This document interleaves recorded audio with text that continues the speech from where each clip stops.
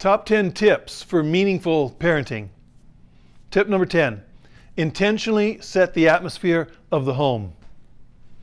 All parents establish the atmosphere of the home, but many have never heard or thought that they could do it intentionally. The atmosphere of any home, whether it's happy or tense or strict or stressful or caring or a little chaotic, it comes from the heart and the behavior of the parent. This is probably the simplest parenting tip of all of them because there is just one ideal atmosphere to establish: positive and imperfect. Intentionally positive and accepting imperfection. Some people might think, but being positive is not realistic. I'm just being realistic when I'm negative or critical. The good news is that negativity is not realistic. Research consistently shows us that positivity is better for us. Our own experience shows us that positivity is better for us. Think about the effect that encouragement has had on you versus the effect of even one critical word. Reason or logic proves that positivity is more realistic. There are a great many people around the world who face great difficulty and have very little and yet are happy. Think about your own strengths and the progress you have made. You are a miraculous collection of strengths, and you have come through some very difficult things. I'm sorry if you were raised to believe that being negative is realistic. I really am sorry because that is not true, and you were wounded by it. Intentionally establish the atmosphere of the home, and the ideal atmosphere is positive and imperfect. Tip number 9, read rather than write your child. The most popular TED Talk of all time is "Do Schools Kill Creativity?" by Sir Ken Robinson. And in that presentation, he tells a beautiful story from the childhood of the legendary dancer and choreographer Gillian Lynne. Go find and watch that TED Talk. It is the most popular of all time for a good reason. Mrs. Lynne, your daughter isn't sick. She's a dancer. Take her to dance school. One time, during my annual month of getting into shape, I was jogging laps at the local high school track. And as I jogged around the track, I watched a father teaching baseball to his 2 sons. One boy was around 5, and he seemed thrilled to be doing something with his dad. He was having a blast and trying hard to please his dad. The boy carefully took aim, wound up his arm, cartoon style, and threw the ball way off target. With no loss of enthusiasm, he chased down the errant ball, ran in a circle, fell down, turned into a dinosaur for a moment, and then ran the ball back to his dad, handing it to him instead of throwing it, and clamoring for his dad's attention. The father, however, did not notice that son at all. The father was there for the older son, who was around 10, and who did not want to be there. The boy sighed, slumped his shoulders, wiped away tears, while the father yelled, gestured in disgust, and threatened. The father did not seem to be enjoying himself at all, but he continued the torture of that boy and himself the whole time I was jogging, mostly ignoring the younger son, who was the only one of the three that was having a good time. Certainly there might have been other factors. Maybe the older boy had been playing video games for too long and the father took him away from that for some important outdoor physical activity with a caring dad. But that is not what it looked like at any moment of the 30 minutes I observed it. It looked like a father righting his son, like a father insisting his son be a baseball player, ignoring the reality that the son had no interest in it or aptitude for it, and probably had other interest. Telling someone, you can't be who you are, or you will be what I decide you are, is strange and cruel and causes endless problems that ripple across an entire lifetime.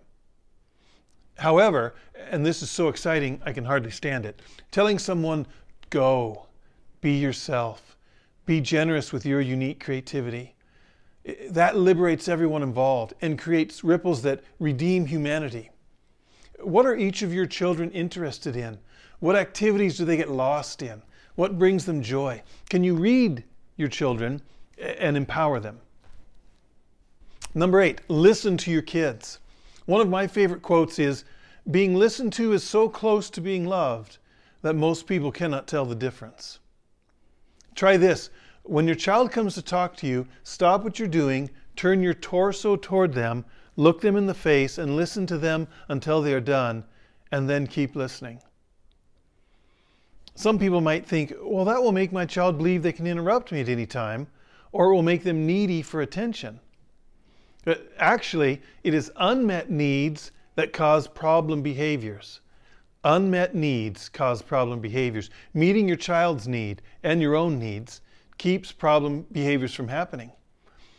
Not long ago, I was talking with a brilliant young parent, and their young child came up to them and put his hand on her hip and then stood there for a moment. And then the kid grabbed his mom's hand and put it on his shoulder and said, "You're supposed to put your hand on my shoulder." She interrupted herself and said to her son, "Oh, you're right. Thank you for reminding me." And she kept her hand on her child's shoulder, and when she had finished what she was saying, she squatted down and gave her son her full attention. He had some glorious child's question to ask her, like, "Can I have another cupcake?" "No, you've had 3 already and you only licked the frosting off." Or, "I'm hot, can I get in the creek?" "No, but you can take your shoes off." And then he went on his way. She stood up and explained that they had taught their kids that if mommy and daddy are talking with other people, just come up and put your hand on our hip, and I'll put my hand on your shoulder to let you know I know you're there. And as soon as there's a break in the conversation, I'll talk with you. How cool is that? How respectful is that to the parent, to the other adults, and to the child? Listening is difficult when you have not been listened to, but it is easier than you think. Give it a try. Being listened to is so close to being loved that most people cannot tell the difference. Tip number 7 is provide comfort contact. Hold your babies a lot. Hug your kids. I'm a fan of one arm on the side hugs because not everybody is up for a big bear hug. And it seems to me that kids are good at regulating their own need for comfort contact. And just knowing that fact might help you. That way when your kid comes up to you and wraps themselves around your leg, even if they step on your shoes or even if you're talking with other people, you won't get annoyed because you'll understand your child probably just needs some comfort contact. Some people were not given this in their own childhood, so it's difficult for them to give it to their own kids. But provide comfort contact and be aware when your child is, regulating their own need for that. Number 6, let go of punishment. In the history of the world, it might even be that there was more punishment than crime. That's from The Road by Cormac McCarthy. Let that sink in for a moment. Humans are tragically, innocently obsessed with punishment. You deserve punishment. That stranger deserves punishment. I just heard part of one side of a story, and I'm certain that some person I've never met deserves punishment. Oh man, if I worked at that school, I'd knock those kids' heads together. The police should go into those homeless camps and crack some skulls. You better stop doing what you're doing or I will make you suffer. My spouse deserves to suffer. My child deserves pain. In fact, it is very, very common for humans, regular, decent humans, to think those people who are different than me deserve to die. We are tragically, innocently obsessed with wanting other people to suffer. You already know why that is, right? We'll look at that in a moment. But let's take a look at the problem with punishment.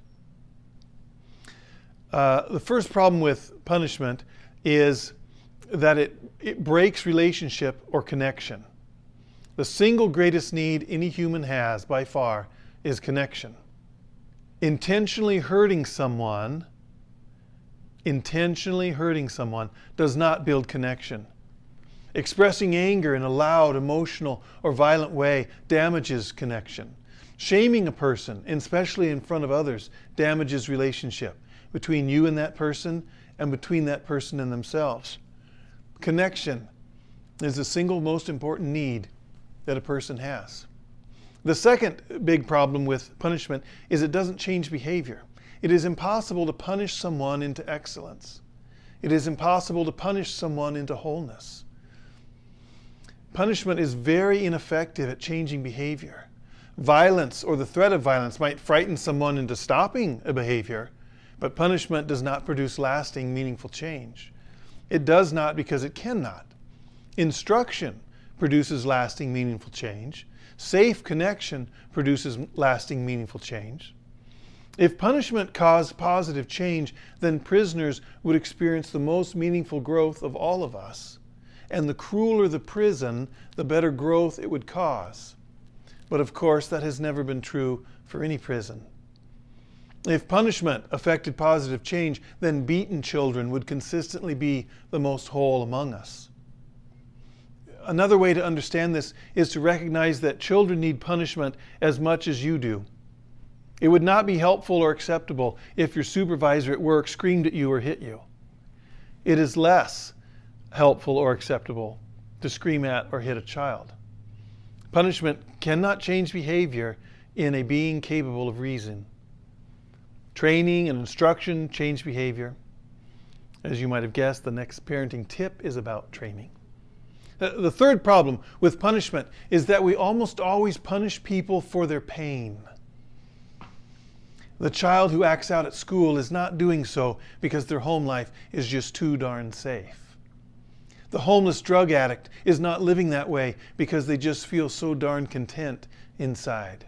The more severe the behavior, the more severe the pain inside. We almost always punish people for their pain. Fourth problem with punishment is the urge to punish is like a bruise. It lets us know that we were wounded. Punishment has nothing to do with the offender and everything to do with the person giving the punishment. Punishment happens when unmet needs or deep wounds get triggered. And so what we have is a cycle of wounded people that stretches back through all of history. We were shamed, yelled at, hit, beaten, punished, experienced injustice. We had adults vent their anger on us, and we suffered because of it. And therefore, out of the pain of those wounds, we do the same things. And it can get a little trickier than that as well. One reason some people parent like their parents did is because to parent differently would be to say, my parents made a mistake. And many people are so desperate for their parents' approval, even late in life, that to say my parents were wrong would jeopardize that approval. Punishment is never in the best interest of the person being punished or in the person doing the punishing. Lashing out from your inner pain is not healthy for you. Healing, forgiving, and training are all healthy, redeeming, and powerful. But oh man, do we punish each other.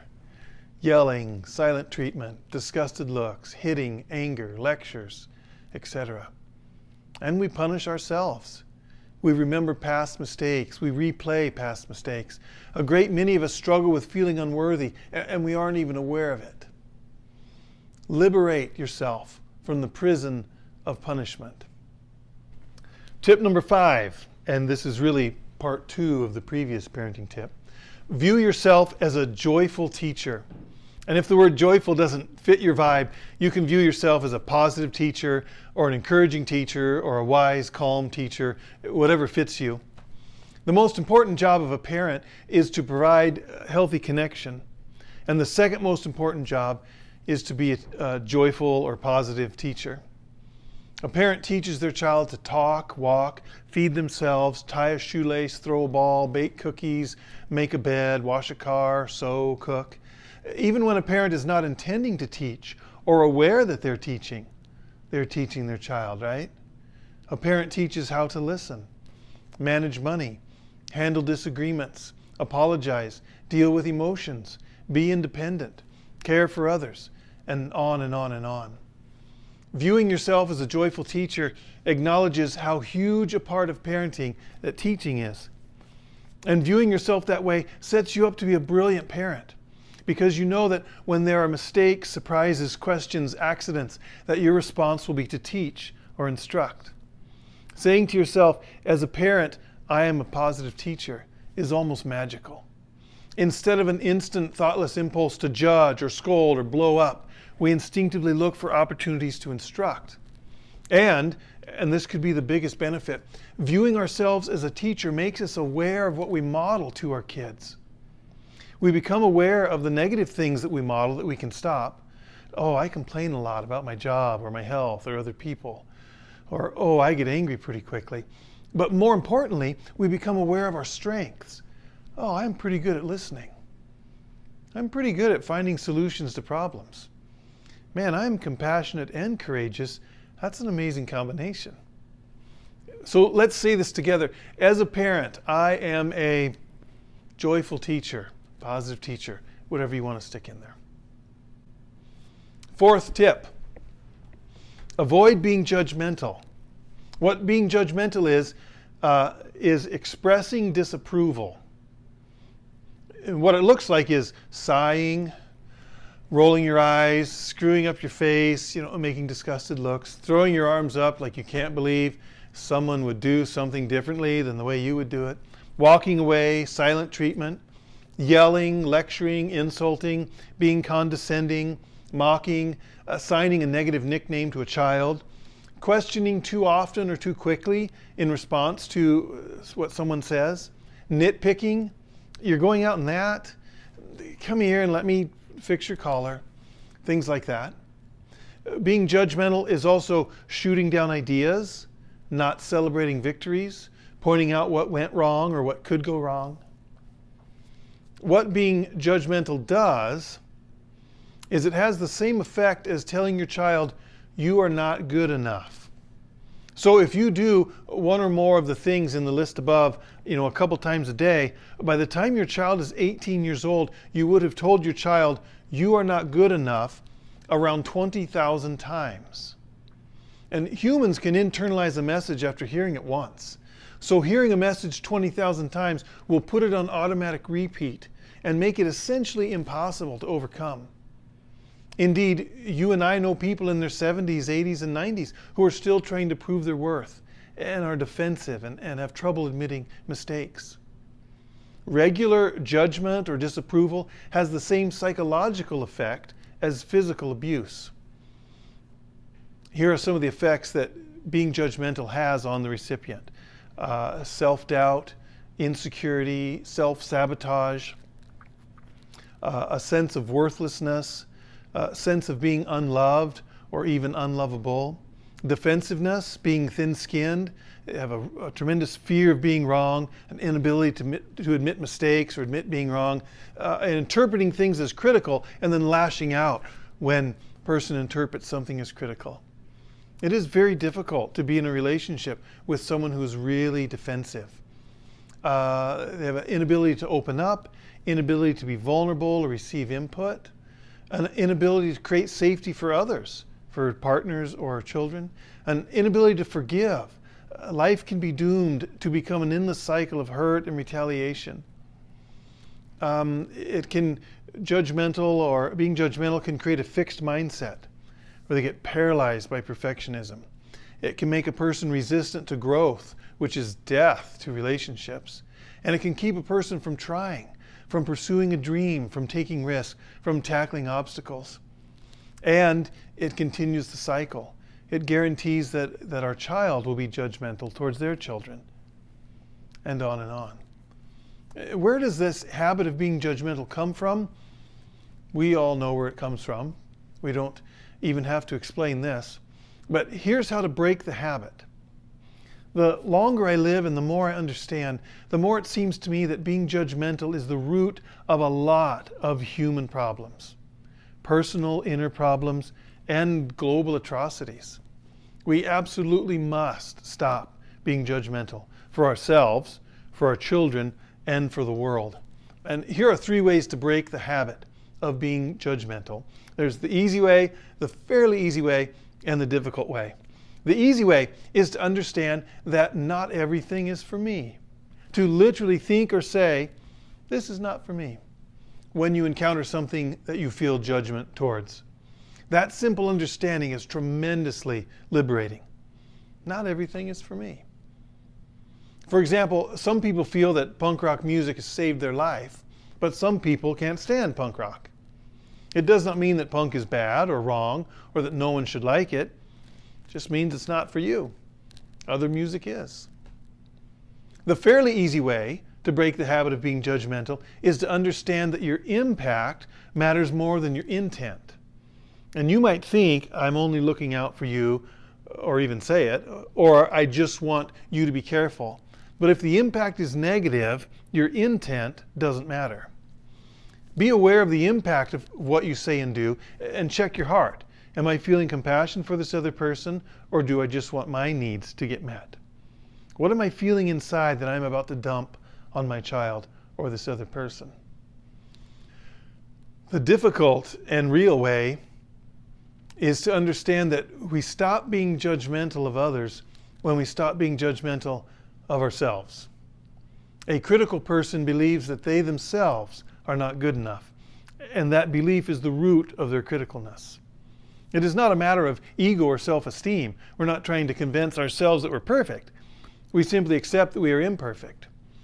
It's a matter of healing deep old wounds. We can stop being judgmental and expressing disapproval by beginning to love ourselves.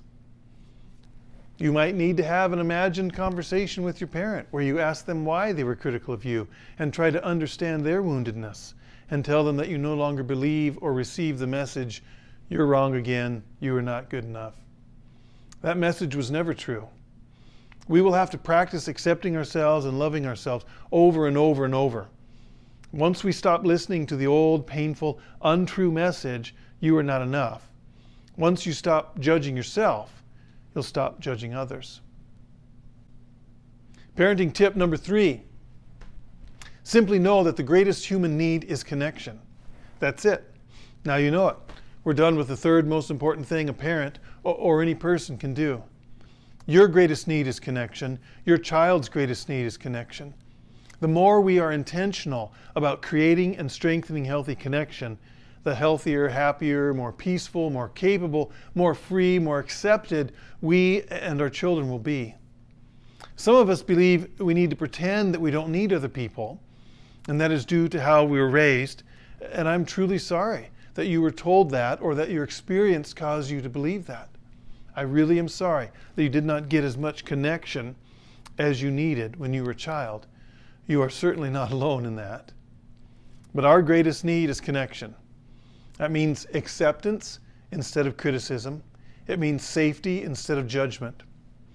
So the greatest gift you can give yourself is to find someone you can connect with. Get serious about finding such a person. Parenting tip number 2. Show yourself compassion and show other parents compassion.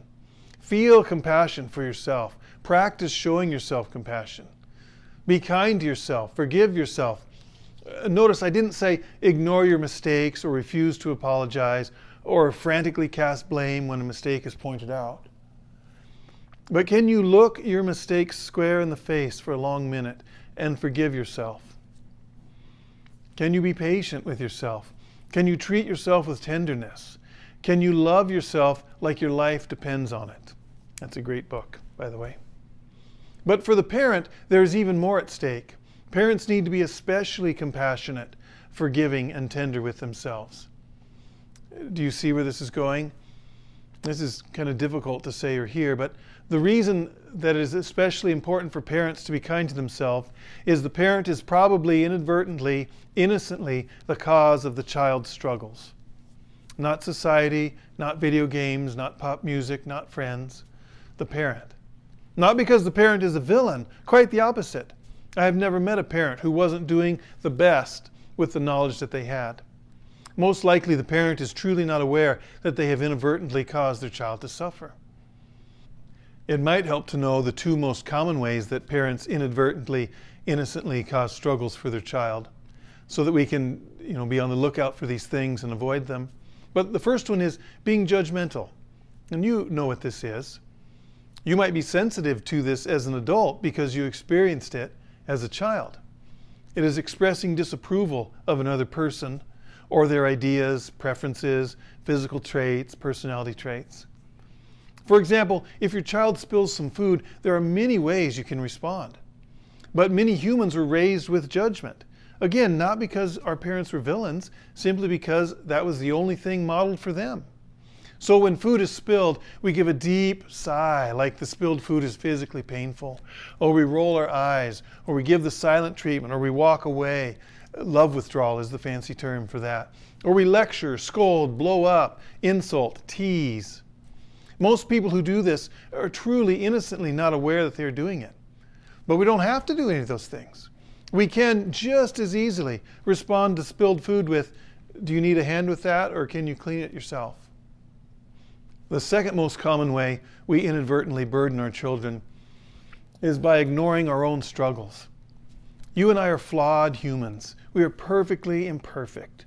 We will struggle with anxiety, fearfulness, depression, addiction, anger, loneliness, trying to prove our value, etc. All we have to do is acknowledge those things. Side point, it is being raised with judgment that gets in the way of acknowledging mistakes. So pretending that we don't have struggles almost guarantees those struggles in our children. That is just one of the curious ways life works.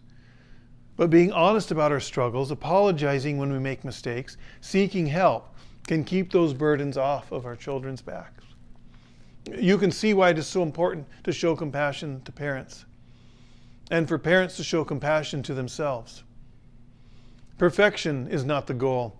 Healing is. And healing happens in safe relationships, and safe relationships happen when we feel and show compassion. Here's the number one tip for meaningful parenting. Take a look inside. I'm referring to two things here. One, looking inside and getting to know yourself. And two, looking inside and being open to growth. I want to start with that quote from Zig Ziglar. He said, when you look inside, you're going to like what you see. So let's take a look inside. What are your strengths and interests? Do you have any unrealized dreams? Should you do the hard work of letting them go or the hard work of chasing them down? Do you have goals and plans? If not, why not? The following content is based on a video from jungplatform.com and an article at mentalhealth.net. But the greatest gift any parent can give their children is for the parent to be a happy, fulfilled, whole person in their own right. That singular achievement, recreated moment by moment every day, sets our children free from having to be our caregivers and healers, and simultaneously sets them free to be themselves. Whatever the parent doesn't face will be carried as an extra burden for the child. Whatever the parent doesn't face will be carried as an extra burden for the child. Carl Jung said, the greatest burden a child must bear is the unlived life of its parents. The unlived life of its parents, the unacknowledged, unmet needs of the parent, the unaddressed wounds and fears, the unfulfilled dreams of the parent. Side point, there is still time to let your dreams live. The key element of all relationships is this: what I cannot face in me is what I will be dumping on you. Looking inside is difficult and humbling. We have to be humble and open. There are things that I don't yet know about myself. For example, did you know that whatever you are looking for out there is inside of you? If you don't feel loved by others, it is because you don't love yourself, and you don't believe that you're worthy of love, and you don't even know that. And until you acknowledge that and start to heal that, you will not feel loved by others, even when they demonstrate love to you. Well, we can easily see how this applies to parenting. The belief that you are unworthy of love is created in childhood by mistakes a parent makes. But can you see how it applies to the parent themselves? There are a great many parents who deep inside don't believe they are worthy of love. Yes, that affects the way they parent, but more importantly, it affects them as people. It is going to be difficult, and it is going to take time, but we have to look inside and be open to growth. We don't have to completely heal or achieve perfection. We just have to acknowledge the wounds and start to care for them. That is the number one most important thing a parent can do. It is also the most difficult, complex thing a parent can do. Here's a bonus tip, so you feel like you got your money's worth.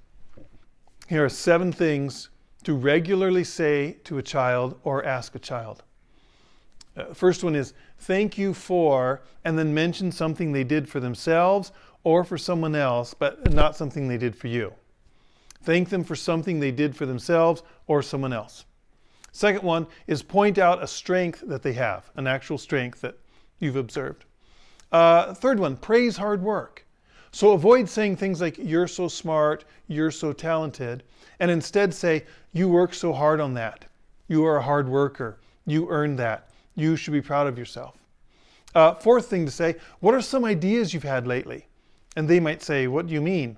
And then you can say, well, like idea for a t-shirt design or a song or a business or a product or a joke or a story or a poster, things like that. They will likely not have an answer because they have probably not been asked that question. And you can tell them, no worries at all, but I might ask this again next time I see you. I'm excited to hear your ideas. A fifth thing you can say, do you have any travels or adventures or challenges coming up? Sixth thing you could say, how are you feeling today? Seventh thing you can ask a child is, what has gone well this week? There are the top 10 tips for meaningful parenting and a bonus tip.